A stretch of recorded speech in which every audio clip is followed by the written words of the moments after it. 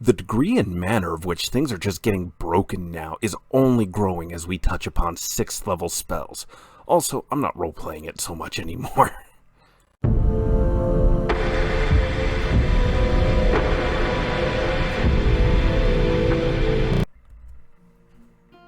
Hello everyone, and welcome back down here to the Gamer's Den with me, your host, Jordan, your Master of Lore and Storyteller Extraordinaire, going on to keep on talking about our 1st edition Pathfinder Sorcerer build, today talking about their 6th level spells, and you may have thought in the intro I was being hyperbolic, but I really wasn't. Things just keep getting more and more broken the further and further we advance.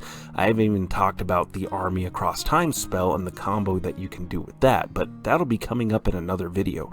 But before we get into what exactly we have on offer for 6th level today, if you're new here to the channel, go on down there, hit that subscribe button, and become a regular member here at the Gamer's Den. Or, if you're already listed on such a legendary roster of incredible heroes such as that, then go on down to hit the like button and share the video far and wide. But now, let's talk about your 6th level spell selection. And to kick us off, we have a really interesting one for you, and that's Chains of Light. You target one creature that's within 25 feet plus 5 feet every 2 levels, and they must make a reflex save or be paralyzed by golden chains of light that prevent extradimensional travel for 1 round per level.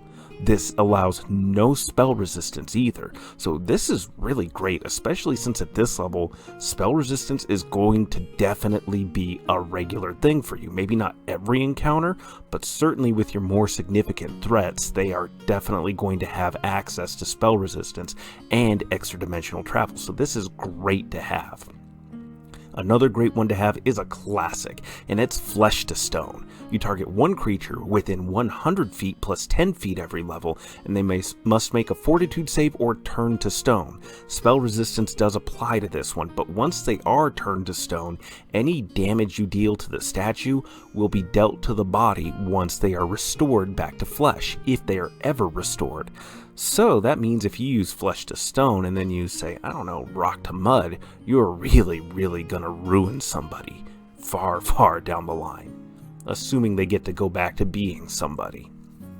Then next we have for you is Animate Object, and this one is something that should be an auto include for pretty much any arcane spellcaster, anybody that has this in their spell list.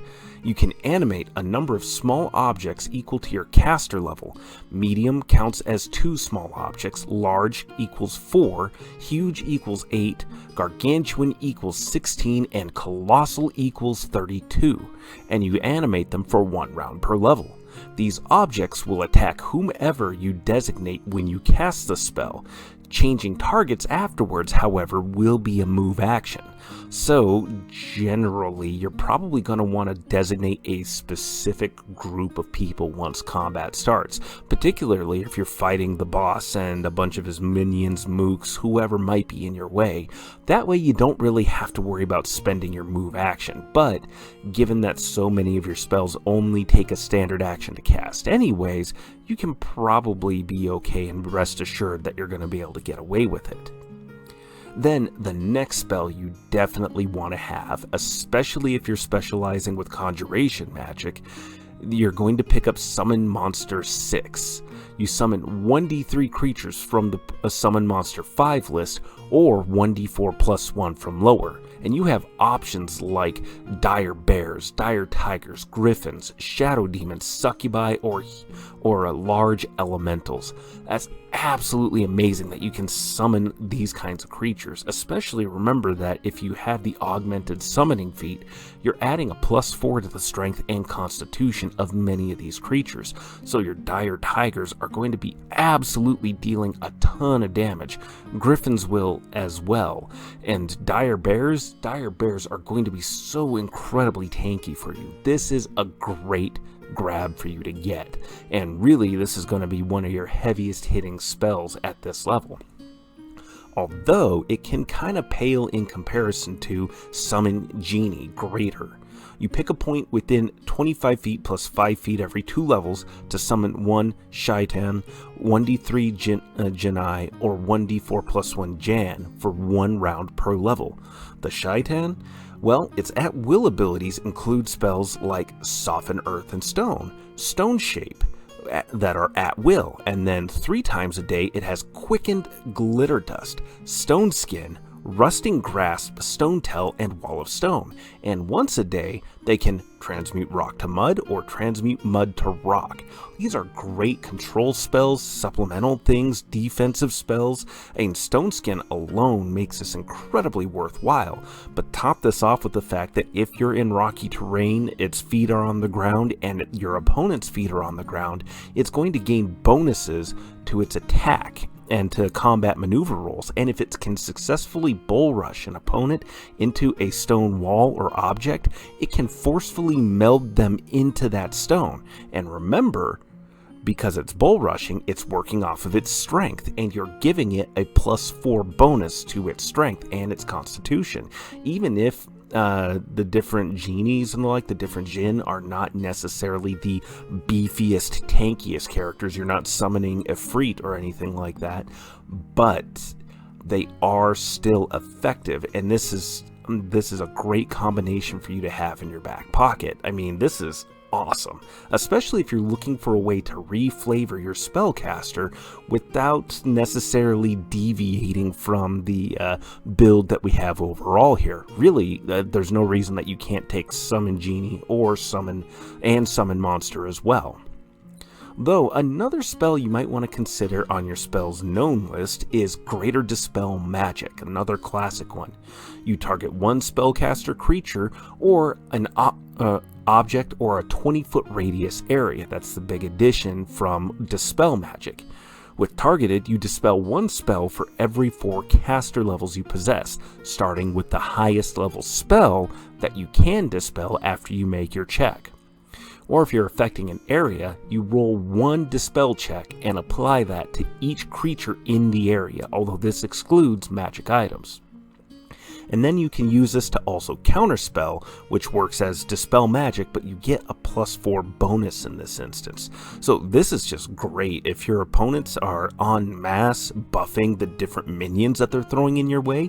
This is an instant poof deletion spell. It's all gone. Or a great way to really mess with that one character who's really buffed out, has all the spells supplementing and helping them. It's a great way to deal with enemy spellcasters. This is just great to have in general, so definitely pick it up. And then lastly here, we have Disintegrate. You make a ranged touch attack against one creature or object within 100 feet plus 10 feet per level, and with a fortitude save for partial effect. Any creature struck will take 2d6 damage per caster level with a max of 40d6.